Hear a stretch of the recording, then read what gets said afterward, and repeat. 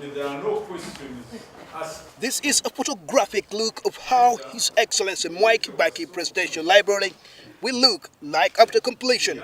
This historic impression of the library, unveiled to the press at Makerere University main building Council Hall, will seek to impart knowledge to African ministers of finance and permanent secretaries on topical issues of public finance and policy on African development once completed. Generally in Africa, we have always been consumers of knowledge and policies, as opposed to we doing our own thinking and originating our own ideas as how we should move forward. At this library, there won't be just pure economics. There will be all other subjects that greatly impact on economic development of Africa. Professor Mwondo Kagonyera is convinced that once the library is completed, it will help African countries to learn how to sustain themselves without foreign aid. In Africa, we ought to be by now tired of foreigners finding solutions to our problems. Even sometimes they are innocently ignorant of what our needs are. It is high time we Africans exploited our own brains, our own experience, our own knowledge, and we decide our own destiny.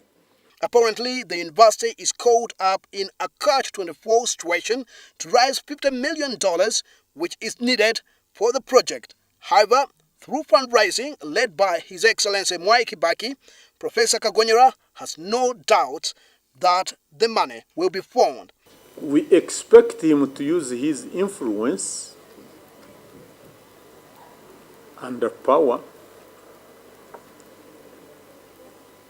to help us raise the money we need. So we are going to use every means possible to raise the money. The question here is why President Mwai Kibaka, President Benjamin Mkapa and President Nyerere, of course those are very important alumni of Makerere University. As a matter of fact,